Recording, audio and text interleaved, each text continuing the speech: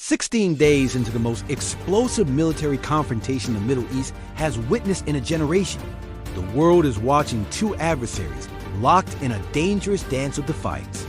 On one side stands Donald Trump, the American president who launched alongside Israel a shock-and-awe campaign against Iran on February 28, 2026, killing Iran's supreme leader and striking nuclear sites, military installations, and civilian neighborhoods alike. On the other stands Iran, a nation battered, bleeding, and bristling with fury, but absolutely refusing to kneel. The central question that dominates international headlines on March 15, 2026, is no longer whether this war is catastrophic. It is. The question is, will it end anytime soon? And the answer, from both Washington and Tehran, delivered in strikingly parallel tones of arrogance and pride, is not yet. Speaking to NBC News on Saturday, March 14th, President Trump delivered a statement that sent diplomatic alarm bells ringing across world capitals. Far from suggesting the U.S. was seeking an off-ramp, Trump openly confirmed he was rejecting ceasefire efforts and framed it as a deliberate, strategic choice.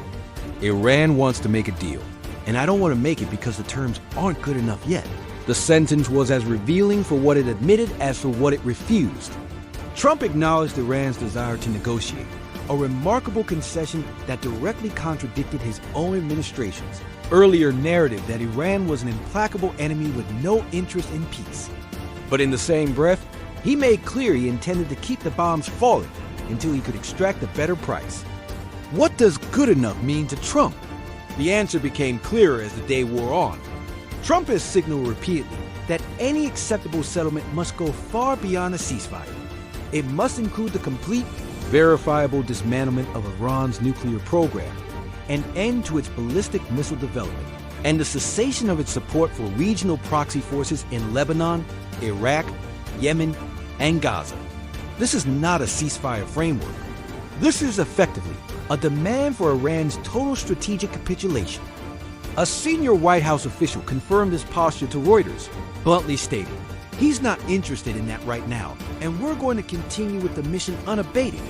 Maybe there's a day, but not right now. Another official invoked the code name of the campaign itself. Operation Epic Fury continues unabated. What Trump's casual dismissal concealed is the furies behind the scenes. Diplomatic scramble that had been underway for days. Oman, which had served as the critical back channel between Washington and Tehran during the 2025 nuclear negotiations, had attempted multiple times to reopen a line of communication between the two governments. Every approach was rebuffed by the White House. Egypt, which had also played a mediating role during the months before the war began, similarly tried to restart communications. While Egypt's efforts reportedly secured some degree of military restraint from neighboring countries caught in Iran's retaliatory fire, they produced no breakthrough in the core conflict. According to sources familiar with the situation, Iran's top security official Ali Larijani and Foreign Minister Abbas Araghchi had even sought to use Oman as a conduit for ceasefire discussions that would have involved U.S. Vice President J.D. Vance. Those discussions never materialized. The Oman Channel, once the lifeline of Iran diplomacy, has gone silent. Turkey has also announced it is conducting intense diplomacy to contain the spiral of violence. Iran's President Pezeshkian confirmed that several countries have begun ceasefire mediation, but added without apology that Iran will not hesitate to defend itself, regardless of what mediators offer.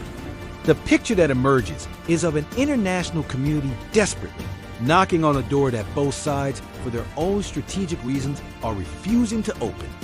If Trump's rejection of ceasefire talks was delivered with characteristic bravado, Iran's counter-response was delivered with something colder and more cutting: institutional disillusionment.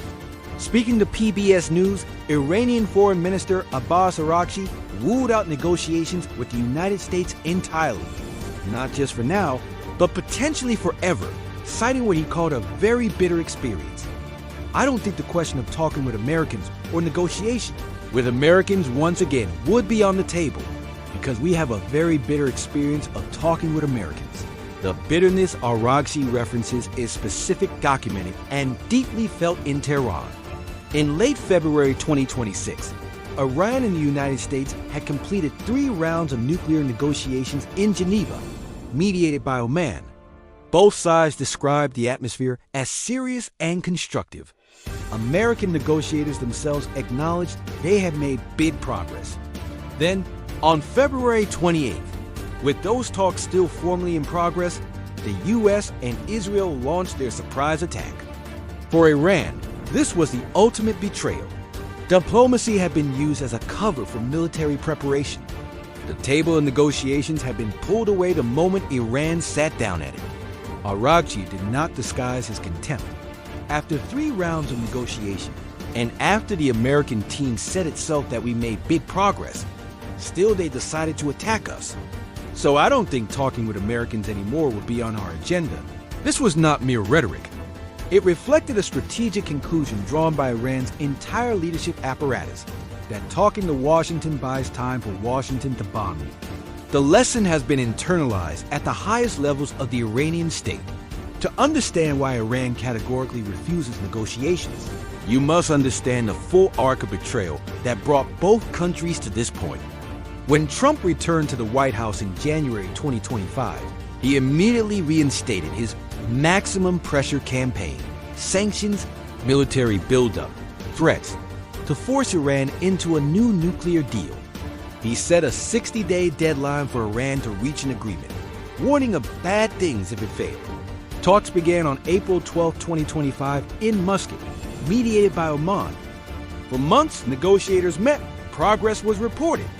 Then in June 2025, the IAEA declared Iran in non-compliance with its nuclear obligations, and within 24 hours, Israel launched a surprise attack on Iran's nuclear facilities.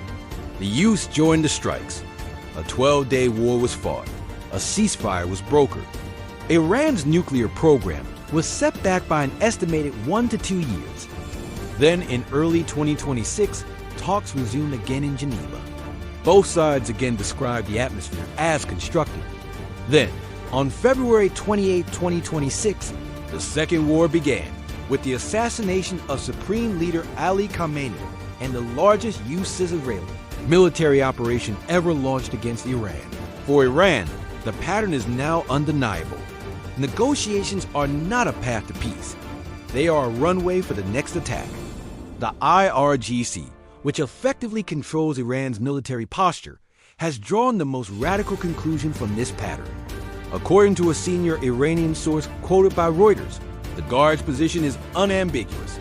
The Guards strongly believe that if they lose control over the Strait of Hormuz, Iran will lose the war. Therefore, the Guards will not accept any ceasefire talks, or diplomatic efforts. Not everyone in Washington agrees with Trump's strategy of fighting for better terms. A dangerous crack is opening inside the American political establishment. U.S. Senator Adam Schiff appeared on Meet the Press on March 15th, declaring the war simply unsustainable and stating he had yet to hear President Trump give a clear justification for the conflict. With U.S. midterm elections looming, Republican strategists are growing visibly nervous about the political cost of oil above $100 per barrel and gas prices at the pump that averaged $3.61 per gallon and rising. Some Trump advisors are pressing him toward a quick end. Others are urging maximum military pressure until Iran's nuclear capability is completely eliminated. The result is a White House sending mixed messages. Trump says the war will end soon, but also threatens to bomb Karg Island just for fun, and says the terms are not good enough yet. The internal incoherence is itself becoming a strategic liability. While Trump and Araghchi fence through press conferences, the people of Iran, Lebanon, Israel, and the wider Gulf are living and dying in the consequences. As of March 15, 2026, more than 1,300 Iranians have been killed, including 202 children. 42,914 civilian sites across Iran have been damaged or destroyed. 3.2 million Iranians have been displaced from their homes. 800 plus people have been killed in Lebanon. 13 U.S. military personnel are dead, including 6 in a plane crash over Iraq. Oil is above $100 per barrel, and Iran has threatened $200. 600 ships remain trapped and unable to transit the region safely.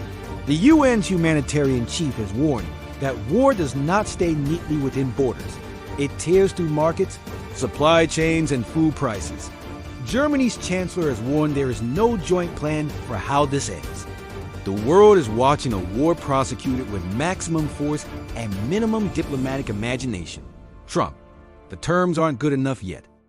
Aragji, we never asked for a ceasefire. Talking to Americans is not on our agenda. Both statements, arriving on the same day, paint a portrait of a war that has no agreed end, only competing visions of victory. Trump wants Iran's permanent strategic disarmament. Iran wants recognition, reparations, and guarantees. Neither will get what they want at the negotiating table today, because neither will sit at that table. The tragedy is that the longer the stalemate continues, the more the world pays in oil, in blood, instability, and in the slow erosion of the international order that was supposed to prevent exactly this kind of catastrophe.